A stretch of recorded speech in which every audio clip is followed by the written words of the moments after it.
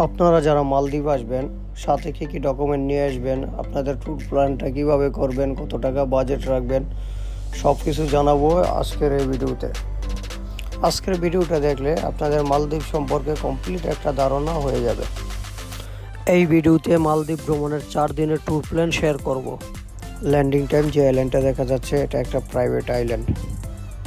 মালদ্বীপ আসার জন্য ভিসার দরকার হয় না, মালদ্বীপ অন অ্যারাইভেল ভিসা দেয়। Return air ticket, confirm hotel booking, মানে আপনি যে কয়দিন থাকবেন হোটেলে ওই টাকাটা আগে পে করতে হবে। আর মালদ্বীপ আসার 72 ঘন্টা আগে একটা ফর্ম ফিল আপ করতে হয়। ওই ফর্মটার নাম হচ্ছে ইমুগা। ইমুগা ফর্মটা আপনারা গুগলে সার্চ করলে পেয়ে যাবেন। বাংলাদেশ ইমিগ্রেশন আপনাকে তেমন প্রশ্ন করবে না, দু একটা প্রশ্ন করবে যে আপনি কী কারণে যাচ্ছেন। মালদ্বীপ ইমিগ্রেশন আপনার রিটার্ন এয়ার টিকিটটা দেখতে চাইবে, কনফার্ম হোটেল বুকিংটা দেখতে চাইবে। সব ঠিক থাকলে আপনার পাসপোর্ট একটা সিল মেরে দিয়ে বলবে যে ওয়েলকাম টু মালদ্বীপ। প্রথম কাজ হচ্ছে লোকাল কারেন্সি সংগ্রহ করা। দ্বিতীয় কাজ হচ্ছে এখানকার লোকাল সিম সংগ্রহ করা। যেদিন আপনি মালদ্বীপ পৌঁছাবেন সেদিন এক রাত মালে সিটিতে থাকেন। আর আপনি যদি স্বল্প দিনের জন্য মালদ্বীপ আসেন তাহলে আপনি সরাসরি চলে যান মাফুসি আইল্যান্ড। ফ্লাইট থেকে নামার পরে আপনি চাইলে স্পিড বোটে করে সরাসরি চলে যেতে পারেন মাফুসি আইল্যান্ডে। তাতে খরচ হবে পার পারসন $25। আপনি কম বাজেটে মাফুসি যেতে চাইলে আপনাকে ফেরিতে করে যেতে হবে। তবে এয়ারপোর্ট থেকে মাফুসি যাওয়ার জন্য কোনো ফেরি নেই, আপনাকে প্রথমে যেতে হবে মালে সিটিতে।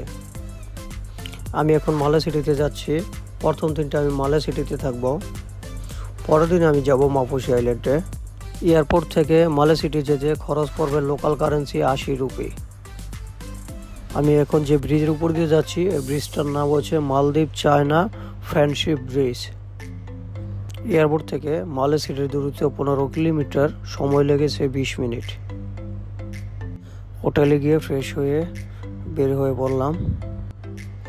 আমার হোটেলের পাশে একটা বাংলাদেশি রেস্টুরেন্ট ছিল, ওইখানে আমি দুপুরের খাবার খেলাম। দুপুরের খাবার খেতে আমার খরচ পড়ছে 50 রুপি। বিকেলবেলা আমি পায়ে হেঁটে পুরো মালে সিটি ঘুরলাম। আমার পিছনে যে সুন্দর মসজিদটা দেখা যাচ্ছে এটার নাম হচ্ছে সুলতান মসজিদ। পুরো বিকেলটা আমি মালে সিটিতে ঘুরলাম। আমি যে জায়গাটা এখন আছি এই জায়গাটার নাম হচ্ছে মালে ফেরিঘাট। অনেকে আবার এই জায়গাটাকে কবুতর পার্কও বলে। এখানকার ভিউটা অসাধারণ। আমি এখন চলে এসেছি কিং সুলমান মসজিদে। এই মসজিদটা কিং সুলমান নামকরণের কারণ হচ্ছে সৌদির বাদশাহ কিং সুলাইমান এই মসজিদটা নির্মাণ করে দিয়েছে। শেষ বিকেলটা মসজিদের পাশে আমি সাগরের পাড়ে কাটাইলাম। Good morning everyone, have a good day. এখন সময় সকাল 9টা বাজে। আমি একটু আগেই ফেরিঘাটে চলে এসেছি মাফুসি যাওয়ার জন্য। মাফুসি যাওয়ার জন্য 10টা বাজে একটা ফেরি আছে, 1টা বাজে একটা ফেরি আছে। আমি সকাল 10টার ফেরিতে করে মাফুসি যাচ্ছি। এতে আমার খরচ পড়বে 52 রুপি, সময় লাগবে 1 ঘন্টা 40 মিনিট। কম খরচে মাফুসি যাওয়ার এটাই বেস্ট অপশন। মাফুসি যাওয়ার পথে অনেকগুলো প্রাইভেট আইল্যান্ড দেখতে পারবেন। এই দ্বীপের আয়তন লম্বাতে 1 কিলোমিটার। পায়ে হেঁটে পুরো মাফুসিটা ঘুরতে আপনার 25 থেকে 30 মিনিট সময় লাগবে। মাফুসি পাবলিক আইল্যান্ড, এখানে মালদ্বীপ যারা আসে সবাই মাফুসি আইল্যান্ডে ঘুরতে আসে।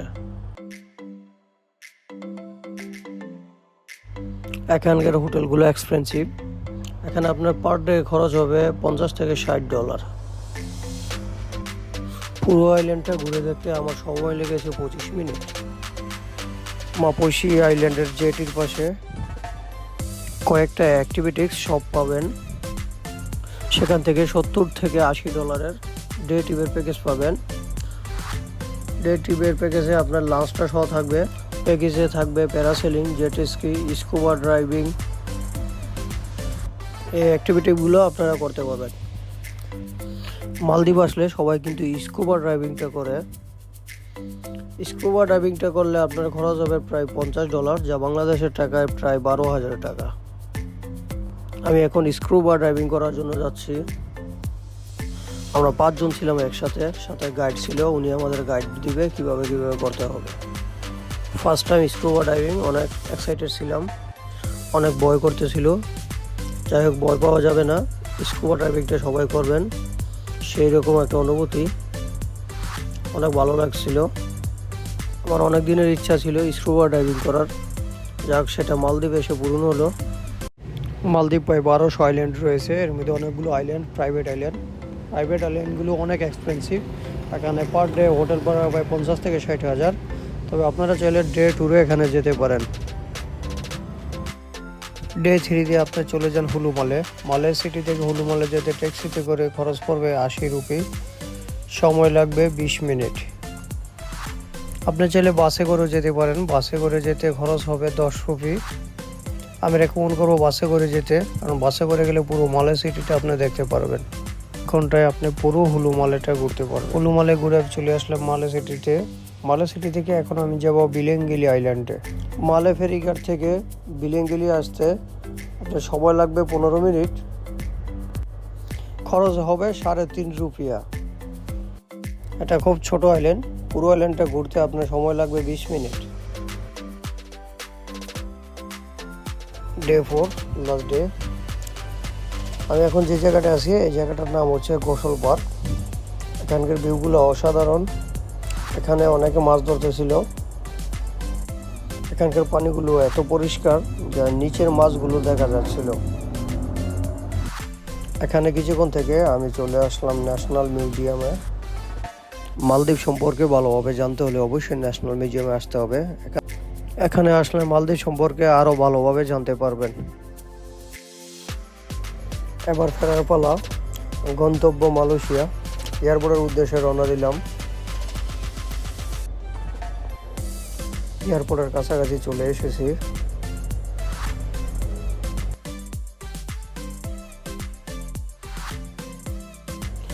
মালদ্বীপ ট্যুরটা আমার অনেক ভালো লাগছে। আপনারা যারা মালদ্বীপ আসবেন অবশ্যই 2 জন আসার চেষ্টা করবেন। আর যদি হানিমুনের জন্য আসেন তাহলে মালদ্বীপ হচ্ছে বেস্ট প্লেস। এখানে আপনাদের 2 জনের খরচ পড়বে 1,30,000 হইতে 1,40,000। আমার ভিডিওটা যদি ভালো লাগে লাইক কমেন্ট শেয়ার করে পাশে থাকবেন। আবার দেখা হবে নতুন কোনো ভিডিওতে। সে পর্যন্ত সুস্থ থাকবেন, ভালো থাকবেন। আল্লাহ হাফেজ।